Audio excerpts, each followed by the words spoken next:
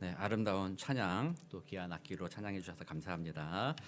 오늘 우리에게 주신 하나님의 말씀 보겠습니다. 사도행전 12장 우리 1절에서 5절까지 말씀입니다. 사도행전 12장 1절에서 5절 저와 여러분이 한 절씩 교독하고 우리 5절은 함께 읽겠습니다.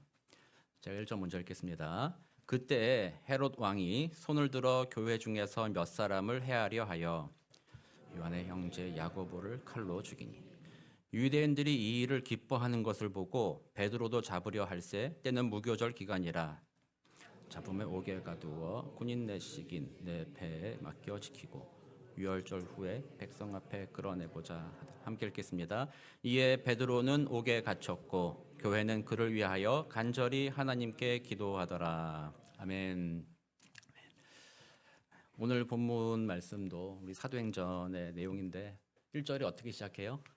그때라고 시작하죠. 그때. 이 말은 그냥 단지 시간적인 흐름 속에서 지금 뭐 5시였는데 이제 6시가 됐다 뭐 그런 의미가 아니라 바로 그 순간 그 화목한 어떤 때 그때를 의미하는 거죠. 그래서 헬라어로서는 카이로스라는 표현을 쓰죠. 하나님이 예정하신 어떤 때다, 어떤 특별한 절기다, 뭐 이런 의미를 가지고 있습니다.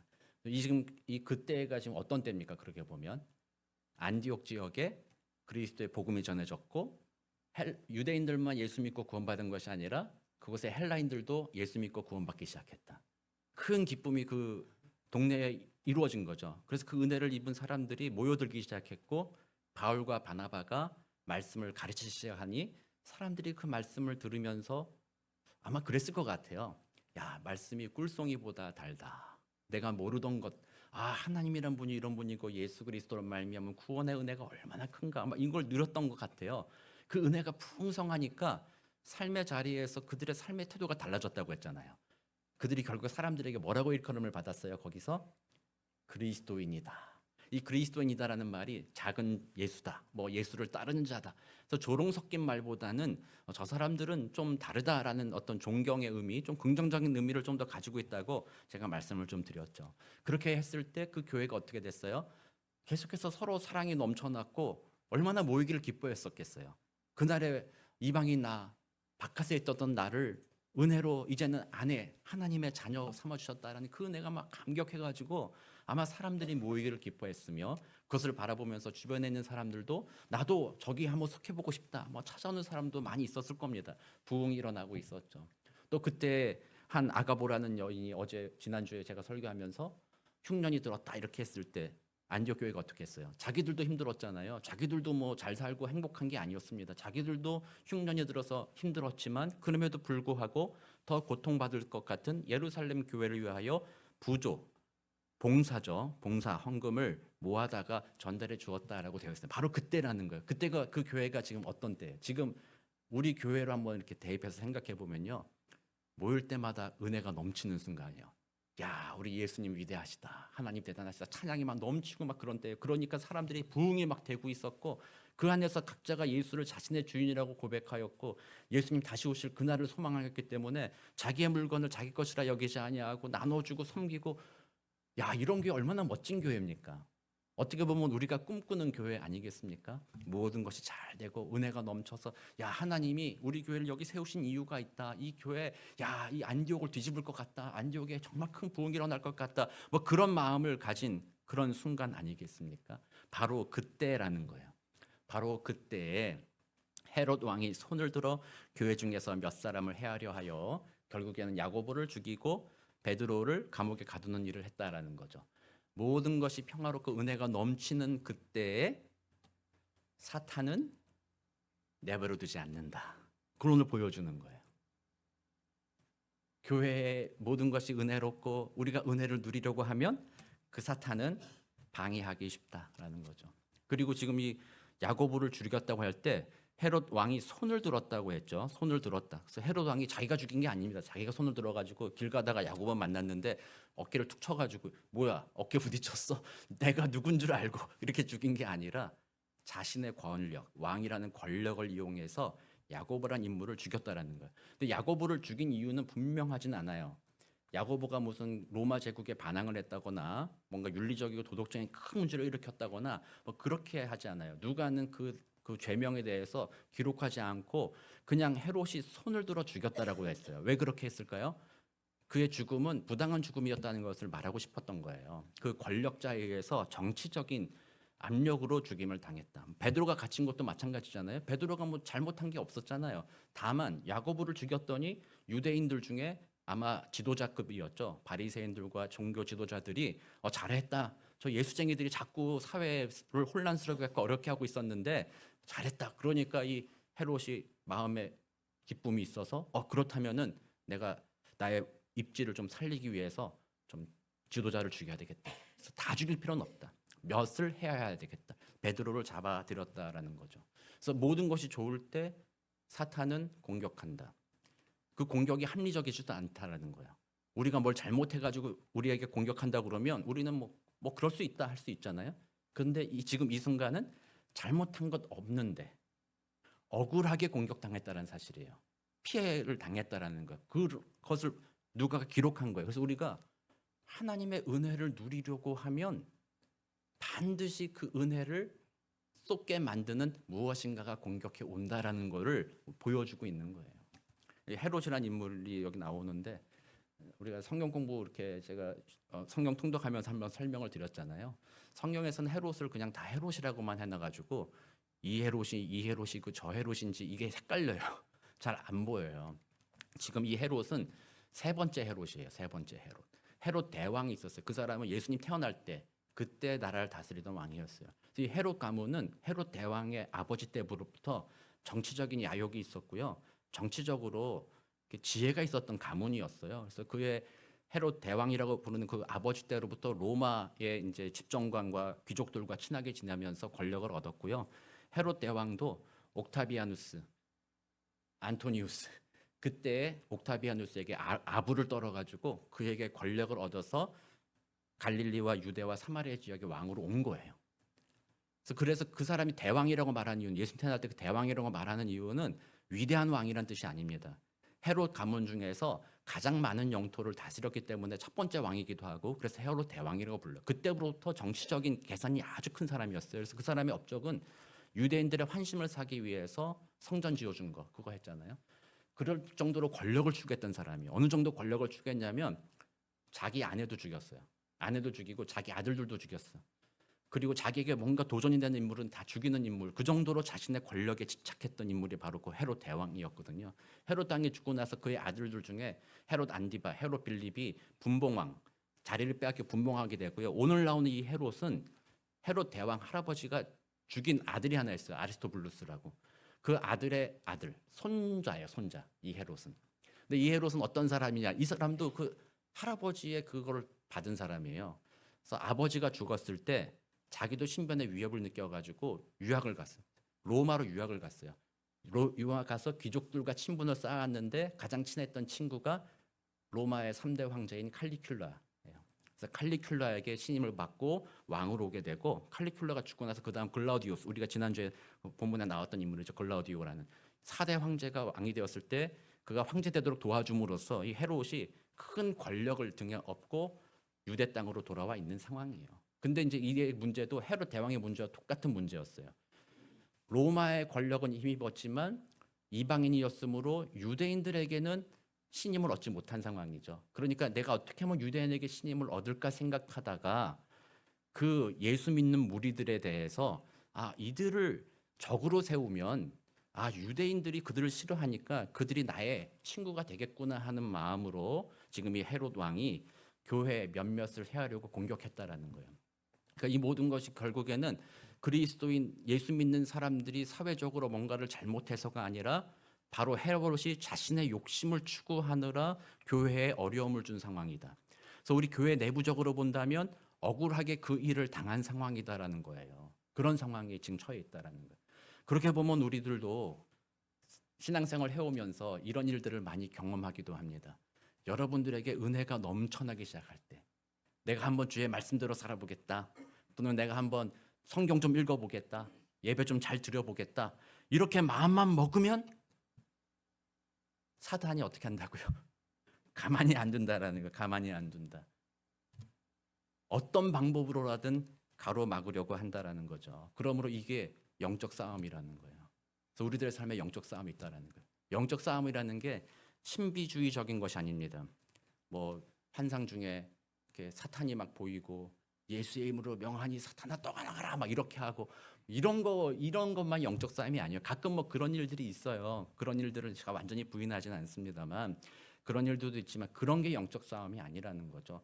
오늘날 우리들이 당하는 영적 싸움은 내가 주님을 따라서 주님을 섬기는 삶을 살겠다라고 했을 때 예수를 구주로 고백함으로 내가 하나님의 자녀가 되었으니 나는 더 이상 예전처럼 살 수가 없습니다. 나는 예수 믿는 자이니 주님을 따르겠습니다. 주님의 말씀에 귀를 기울이겠습니다. 바른 길로 돌아서려고 할 그 순간에 자신의 포로였던 그 인간들이 예수님께 돌아가니까 사탄이 내버려두지 않는다라는 거예요. 가진 방법을 다 쓴다라는 거예요. 때로는 설득하기도 하죠. 유혹하기도 하고요. 때로는 얼토당토 안 한 것들로 사람의 마음을 흔들어 버리게 합니다. 그래서 그 마음 먹은 것들을 포기하게 만드는 거죠. 하나님을 따르기보다는 세상 풍조를 따르게 만드는 겁니다. 하나님보다는 내가 주인 되는 거죠. 내 감정을 따르게 만드는 겁니다. 내가 원하는 것을 따라 살게 만드는 것입니다. 이것이 바로 영적 싸움이라는 거예요. 우리는 이 실체를 알고 있어야 돼요. 성도님들이 신앙생활에 나가면서 이 영적 싸움에 대해서 무감각한 경우들이 너무나도 많아요. 왜냐, 너무 많이 패배해 왔기 때문에, 너무나도 실패해 왔기 때문에 그냥 그런 거지 신앙생활이란 뭐 어쩔 수 없지, 웃고 넘기지 이렇게 끝나버린다라는 거예요. 여러분들도 많이 경험하셨잖아요. 저도 그래요. 목사로서 그래요. 시간을 내서 성경을 읽겠다 준비하고 야 9시부터 내가 1시간 동안 성경 읽고 내가 책을 읽고 뭘 해보겠다 이렇게 마음만 먹으면 한 8시 50분쯤 되면은 다른 이유들이 생겨나기 시작해요. 어떤 경우는 뭐 우리 막내 돌봐야 되는 그런 이유가 생겨날 때가 있고, 어떤 경우는 TV에 뭐가 이것만 보고 해야지 뭐 이런 이유가 생겨나기도 하고, 뭐 그렇게 하면서 결국에는 시간이 지나가 버리니까 오늘은 지나갔으니 내일부터 해야 되겠다. 뭐 그런 경험들 많이 해보시잖아요. 제가 아주 가벼운 예입니다. 그것뿐만이 아니죠. 내가 정말 주를 위해서 내가 헌신해보겠다 다짐하고, 내가 내 삶을 온전히 주님께 주인으로 맡기겠다 다짐하고, 오늘부터 나는 새 사람 될 거야 막 다짐하고 있는데 그 전날 밤에 갑자기 아내나 남편이 한마디 하는 게 갑자기 기분이 상하기 시작하죠. 아니 나 내일부터 잘해보려고 그랬는데 왜 그런 얘기를 지금 해가지고 나를 기분 나쁘게 하는 거야. 그래가지고 기분이 막 상해요. 감정이 막 상해지니까 기분 나빠가지고 나 내일부터 못하겠네, 기분 나빠 나 안 해, 뭐 이렇게 하는 경우들이 많이 있잖아요. 옳은 길이 있어요. 바른 길이 있다는 거죠. 그러나 그 길로 가고 싶지만 사탄이 공격할 때 우리들의 감정을 막 자극하는 거죠. 기분 좋게 하기도 하고 분노에 휩싸이기도 하게 해가지고 결국에는 그 길을 못 가게 만든다는 거예요. 여러분들이 내년부터 나는 1년 365일은 아니어도 52주 주일 예배는 반드시 참석하겠습니다, 뭐 이런, 그게 얼마나 좋은 겁니까 여러분들. 내가 주일 성수하겠습니다, 이게 나쁜 게 아니잖아요. 주일 성수 열심히 해보겠습니다 막 그런 마음을 먹거나 어쨌든 교회 나갈 겁니다 마음을 먹어도 사탄이 가끔씩 넘어지게 하잖아요. 오늘 좀 피곤하지 않니? 오늘 좀 중요한 일이 좀 있지 않니? 52주 중에 한 주, 2주 빠지는 게 뭐가 문제가 되겠니? 그러니까 거기에 자꾸 마음이 빼앗기는 거죠. 제가 여러분께 율법적으로 꼭 주일날 52주 채우십시오 그렇게 말씀은 드리고 싶지만 그런 의미는 아닌 건 아시잖아요. 여러분, 제가 늘 말씀드렸다시피 형편에 따라서 때로는 그럴 수도 있다. 그러나 마음으로는 그렇다는 거죠. 주님 앞에 예배. 그래서 여러분들 제가 설교하면서 말씀 안 드려도요, 다 알고 계시잖아요. 한국의 어떤 프로그램에서 다이어트 전문의가 나왔어요. 다이어트 전문의한테 유재석이 물어보더라고요. 여기 시청자분들이 다이어트를 하고자 하는 분들이 많은데 전문의로서 한 말씀 해주십시오. 그랬더니 그가 뭐라고 그랬는지 알아요? 여러분 다 아시지 않습니까? 바로 그거예요. 밥을 먹지 마세요. 바로 그거예요. 얘기하시더라고요. 그래서 맞다. 그래서 여러분들 옳은 길이 무엇인지는 신앙생활 해보면 여러분들이 알지 않습니까? 주일날 예배 드리는 것, 일주일에 우리 금요일날 창세기 공부하면서 안식에 대해서 이야기를 나눴어요. 나중에 십계명 공부하면서 좀 더 이야기를 나누겠지만, 안식일이라는 거는 주 6일 동안 우리가 세상에서 살다가 거기에 가치관에 매여서 세상의 것들, 물질에 눈이 막 꽂혀가지고 벗어날 수 없는 우리들이 주일 1시간, 한 날 그 모든 것을 떼어두고 우리들의 눈을 주님 앞에, 하나님 앞에 고정하는 겁니다. 그래서 만유의 주인 되신 하나님 앞에 눈을 고정하고 그분으로부터 위로와 안식을 누리며 그분으로부터 은혜를 누려서 다시 세상에 들어갈 때는 이 모든 물질과 세상이 나의 우상이 되지 않고 내 발 아래에 있구나. 그 마음으로 주님의 말씀으로 다스리게 살아가게 하는 능력을 얻는 것이 안식일의 의미예요. 그런 마음으로 우리가 주일날 예배한다라는 거예요. 그렇게 본다면 이 주일의 예배, 안식의 의미를 가진 이 주일의 예배가 성도님들의 삶에 있어서 얼마나 복된 것입니까? 창세기 읽어보세요. 하나님께서 다른 날들은 첫째 날이 되고 둘째 날이 보시기에 좋았더라 이렇게 얘기하시지만 안식하신 일곱째 날은 이 날을 거룩하게 하며 복되게 하겠다고 약속해 주셨다는 그 날이 바로 안식일이에요. 그 날 우리 구약이니까 우리는 지금은 안식일이 아닌 안식의 의미를 살린 주일을 섬기지만 그런 의미에서 볼 때 이 주일에 예배 드리는 이 시간이야말로 하나님이 정하신 복된 날이다라는 것을 우리는 고백하는 거예요. 그래서 이 예배를 통해서 우리는 하나님을 만납니다. 하나님의 은혜가 내게 임합니다. 세속에 물들었던 마음을 이 예배를 통해서 버리고 십자가에 달리신 예수를 바라보며 예수의 은혜가 내게 회복됩니다. 그렇게 예배가 중요한 거잖아요. 이거 다 아시잖아요. 그것뿐만 아니죠. 예수 믿고 산다라는 것이 뭔지 다 아시잖아요. 십자가에 달리신 예수를 바라볼 때 나를 주장하는 것이 아니라 하나님의 뜻을 주장하여서 비록 내 생명을 십자가에 달리는 것으로 내어준다 할지라도 그 길을 걸어가라. 그러나 그렇게 죽는 것이 끝이 아니다. 하나님이 그를 다시 살리셨다. 그리고 영광스러운 부활의 은혜로 그를 하나님 보좌 우편에 앉으셨다는 것을 우리는 보는 거잖아요.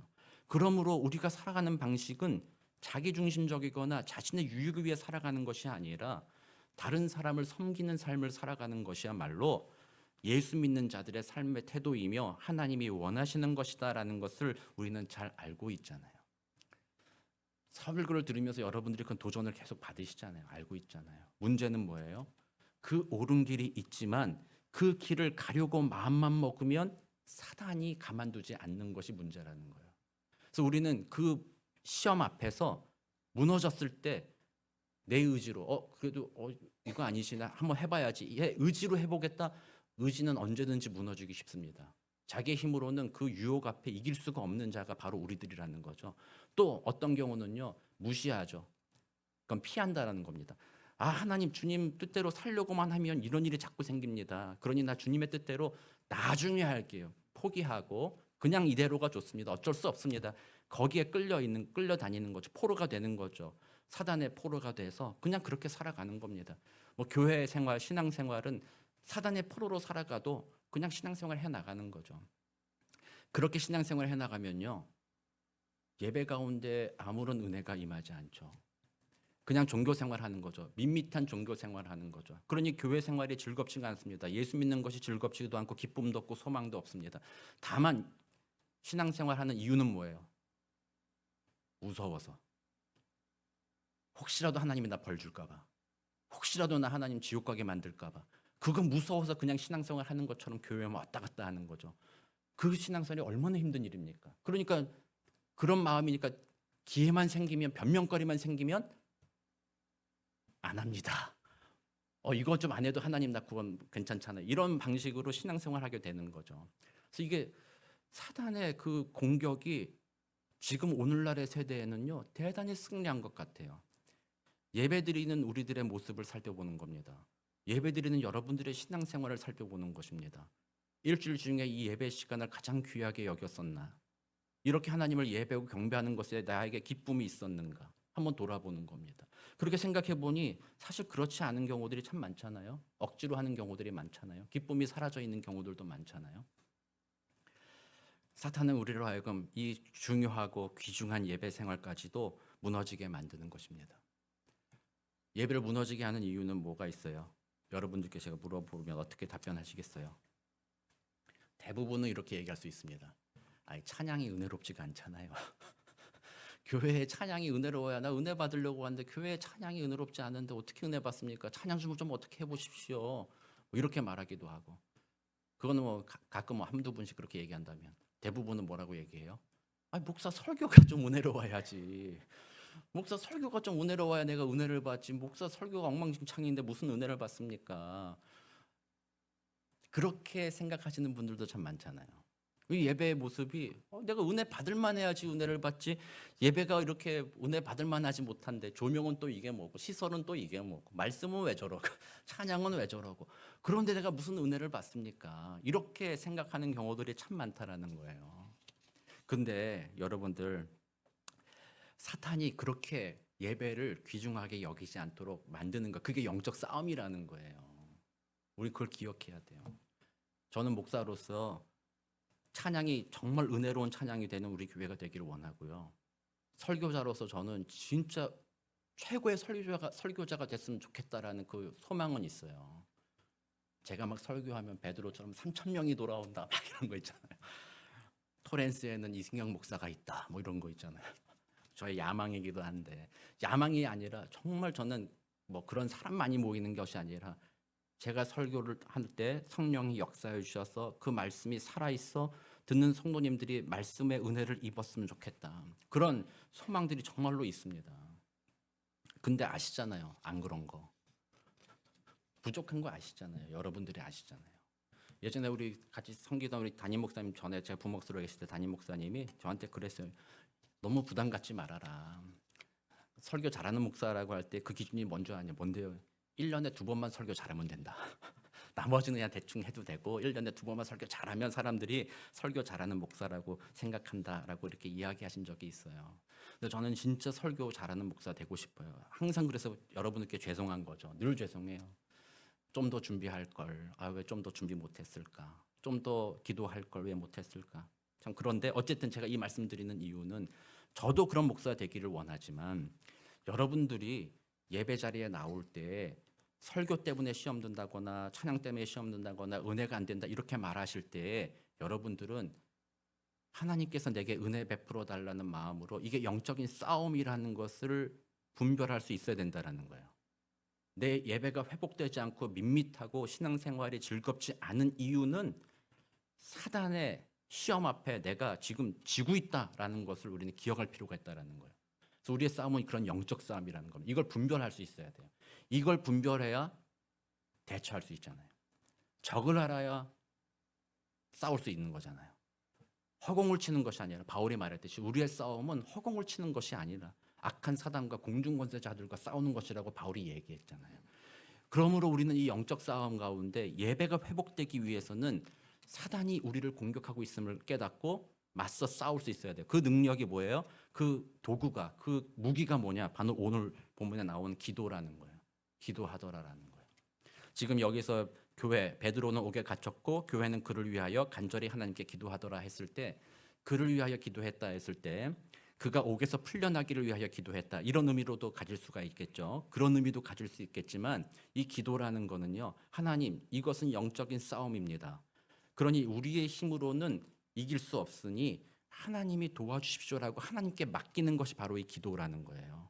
그랬을 때 하나님의 뜻대로 하시되 그를 풀려내 주시든지, 아니면 그가 그 고통의 순간에도 하나님을 믿는 믿음을 지키며 믿음으로 그 고통을 걸어갈 수 있도록, 감내할 수 있도록 용기를 달라는 그런 기도를 드리는 거예요. 이 싸움은 영적인 싸움이므로 하나님만이 도움이 되신다라는 마음으로 그렇게 기도하고 있다라는 거예요. 그래서 이 기도는 아무것도 할 게 없으니까.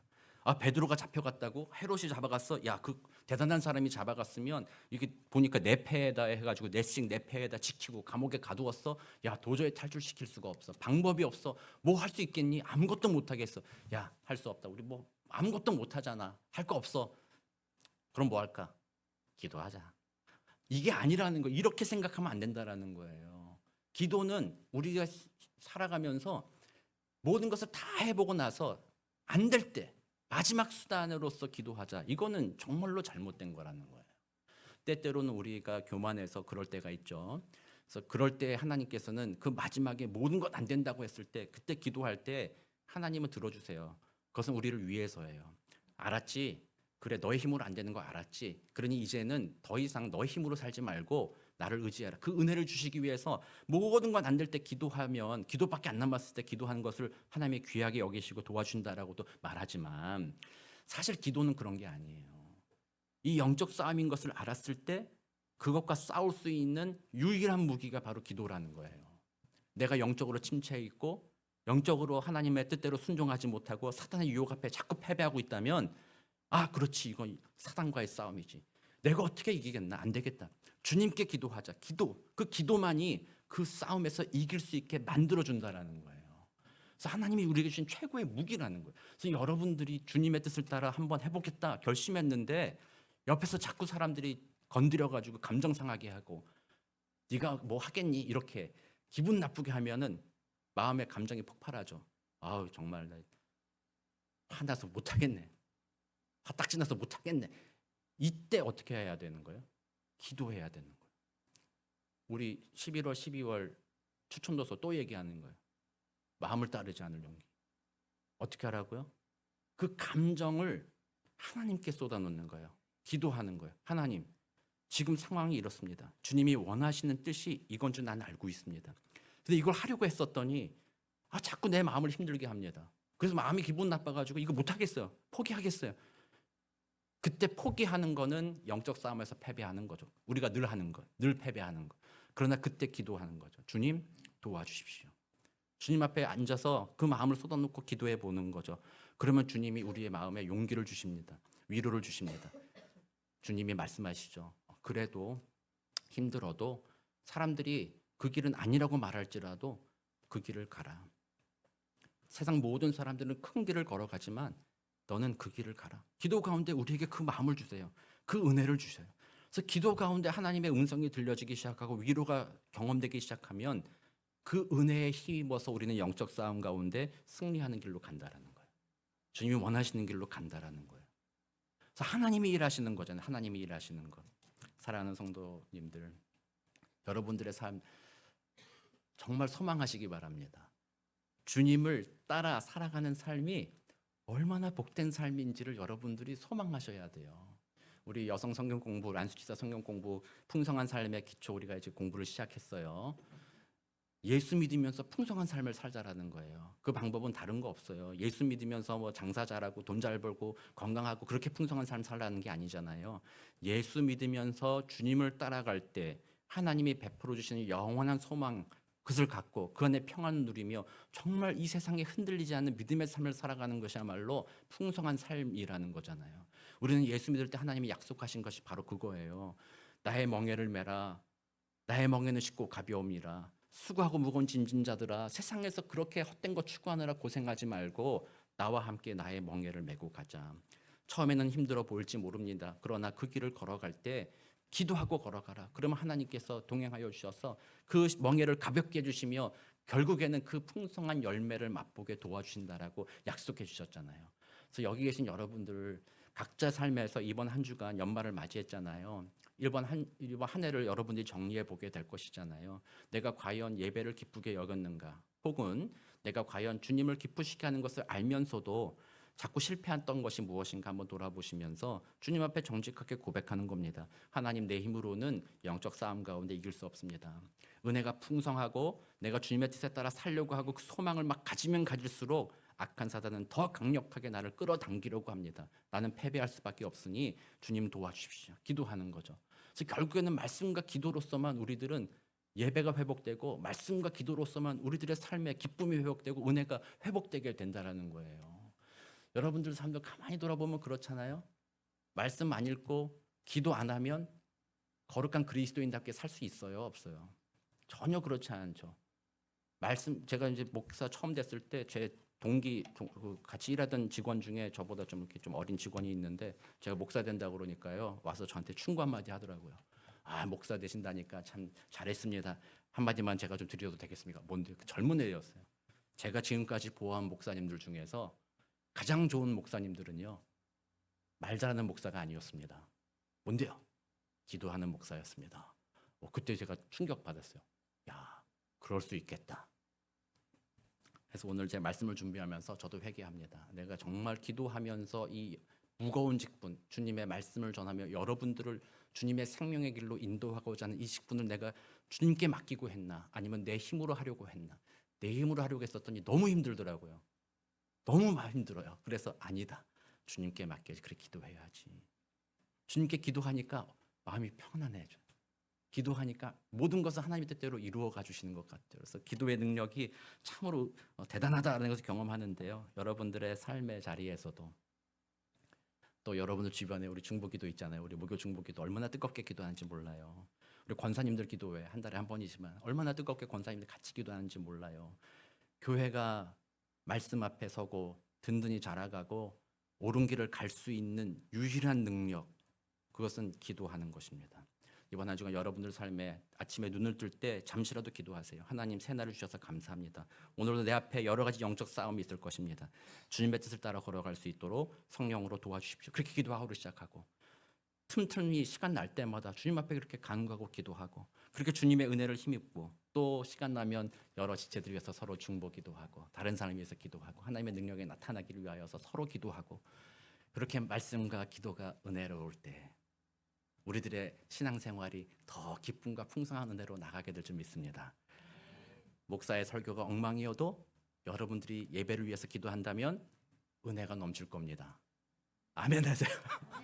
진짜 그렇습니다. 저는 그걸 경험했습니다. 예배가 여러분들 성이 안 차도 기도로 준비하면 그 예배 가운데 은혜가 넘쳐납니다.